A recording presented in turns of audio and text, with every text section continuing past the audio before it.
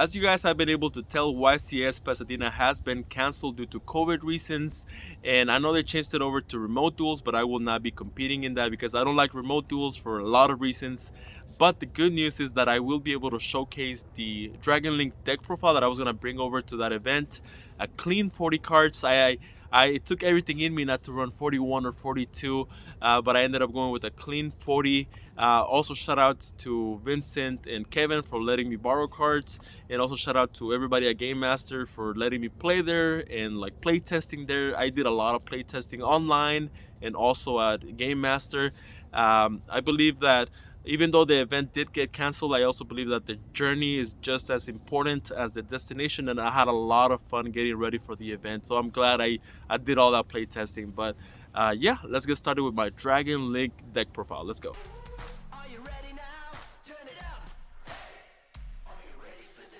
Okay then, so this is gonna be the deck profile that I was gonna be bringing to YCS Pasadena. Like I tell you guys, I played in multiple tournaments with Dragon Link. I have like 10 different deck profiles on Dueling Book, different versions of Dragon Link. I even had one with Protos in it, but I decided not to play that one after some discussions with some of my friends. But yeah, let's get started. This is gonna be the profile that I was gonna be bringing. 40 cards on the main. It was hard to make it 40, but I ended up making it 40 for consistency reasons. But yeah, let's get started. So we're playing 3 Rocket Tracers. Some people play 2, but I always like seeing this card because it means that you can extend even further with your boot sector.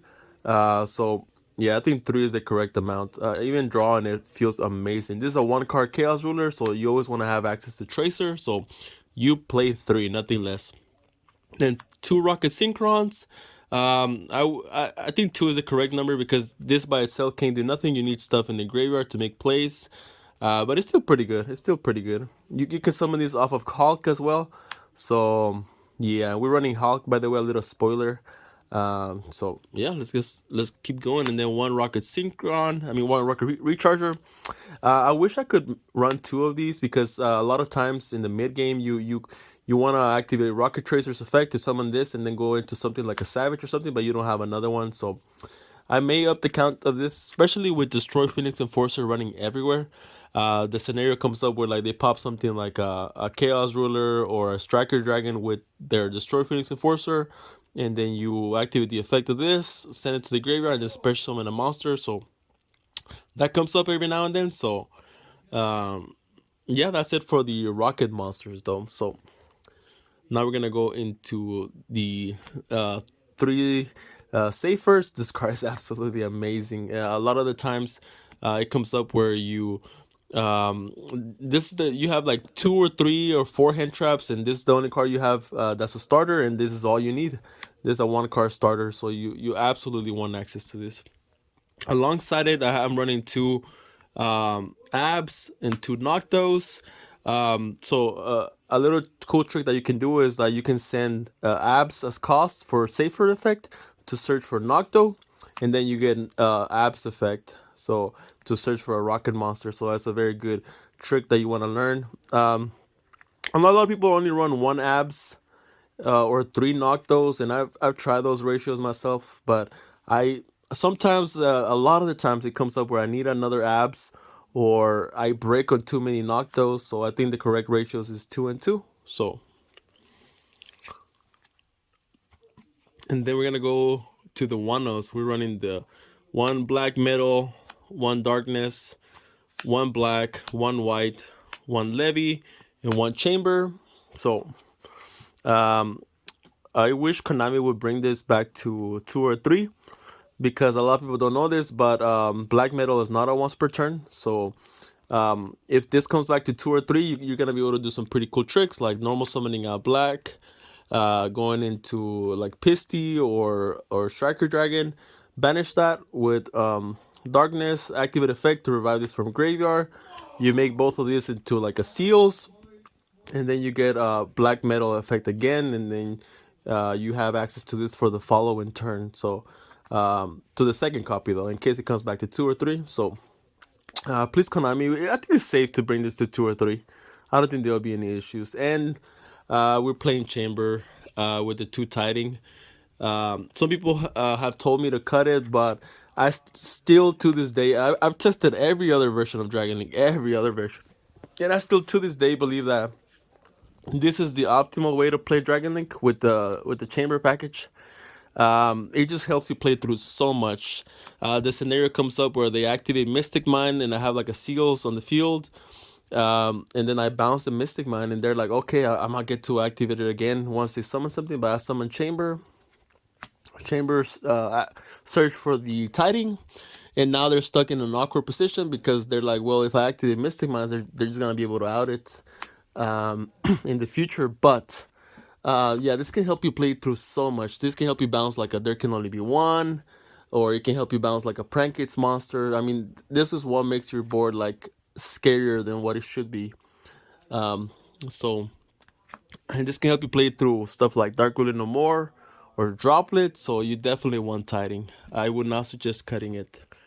Now we're gonna go into the hand traps. So we're playing the best hand trap, in my opinion, in the game right now. Three imperms. You definitely don't want to always use it during the opponent's turn unless you know is the correct thing to do. But sometimes, like if you're playing against Virtual World, the best thing to do a lot of the times is just saving it for your turn so you can imperm the Shenshen and then you can play from there. I mean, a lot of the time this comes up where they have like a there can only be one or like a macrocosmos or something. So you set this in the same column, and then you activate it during your turn, negate the whatever thing you want to negate, and then you can keep playing. So this has it's not a once per turn. This is 100% without a doubt the best hand trap at the moment right now to be main decking. So definitely want to max out on this. Then we're playing Nibs and Baylors. For two reasons. One, they're light. This is like the mini version of Imperm. Does the same thing, but it's not as versatile like Imperm. But yeah, they're light. We need light targets to banish stuff with our Chaos Ruler or our Levy.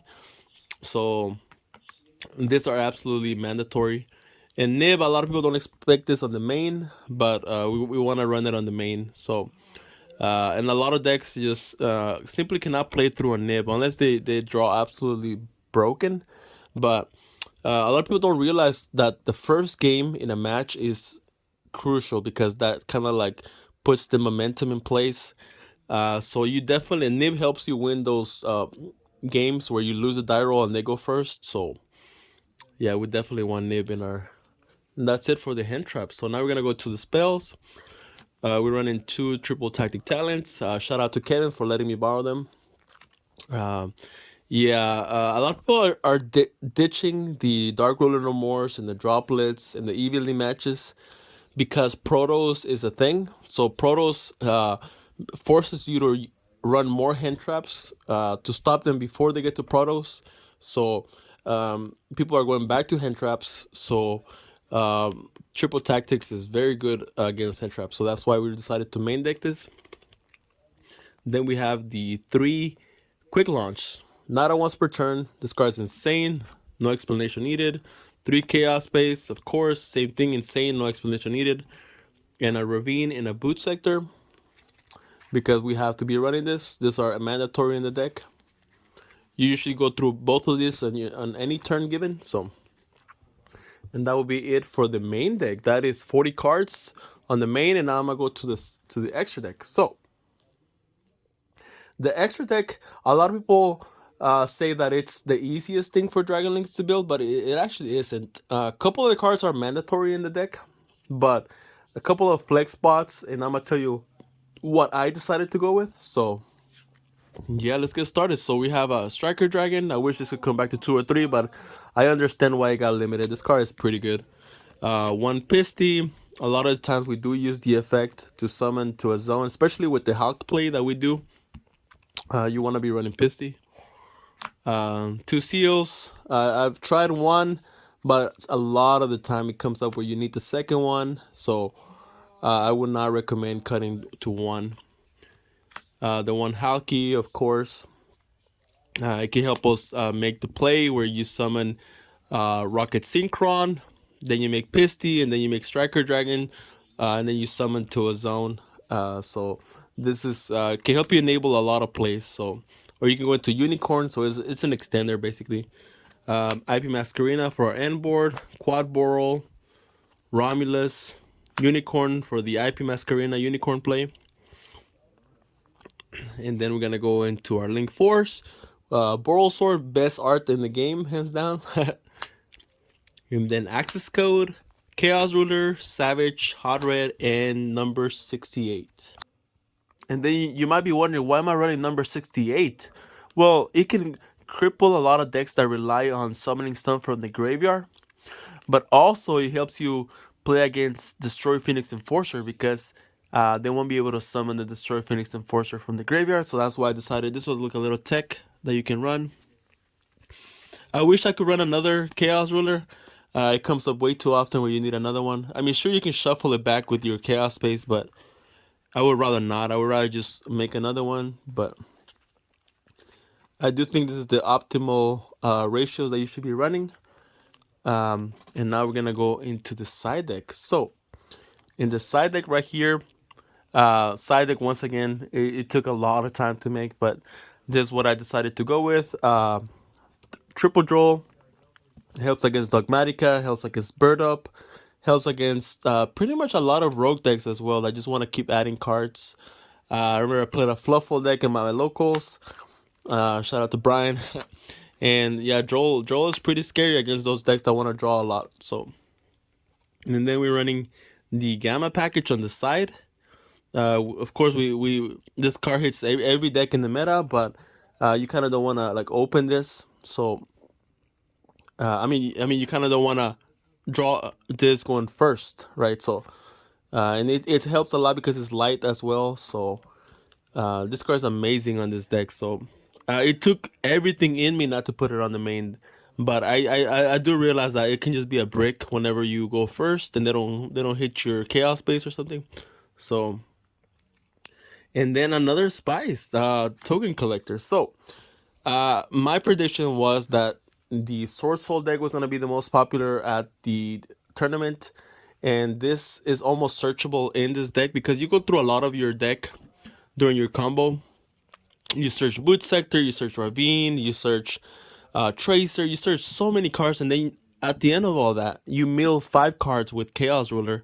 So you're definitely gonna hit a token collector, or you're gonna draw it on your starting hand. So the odds of you seeing a token collector are so high. So it's almost like you're searching the token collector. So there's a lot of cool plays that you can do with like nib, where like if you have this on the field, now they can't nib you anymore. So yeah, this card I believe was gonna be the MVP of YCS Pasadena. But shout out to Vinny, for letting me borrow them. He told me, he like, oh, that's gonna cripple my deck, but you know what? I'm gonna let you borrow them since I know you're gonna need them at YCS Pasadena. So, and then we have the one order, one reboot, and the 3 twin twisters because I didn't want to run Lightning Storm against stuff like Schism, Pandemonium, or the trap card from the Flunderies. All those cards can only be activated during the main phase, and Twin Twister plays around that. So you just kill it during the standby phase or draw phase. So and then there's no explanation with these two. I believe these are the 2 of the most broken cards in the game right now. I don't think either of these cards are good. I believe they should both be banned. But Konami just seems to like these cards for some reason, so we're running them, right? So yeah. Shout out to everybody that was gonna go to YCS Pasadena. I'm sorry that COVID is kind of like ruining everything for us, but I believe that the journey, it's also a lot of the fun for the journey is also as important as the destination. Is basically what I was trying to say. So the journey was us preparing for YCS Pasadena. So I'm sure we all had a lot of fun, like preparing, playing a lot, waiting for YCS Pasadena. So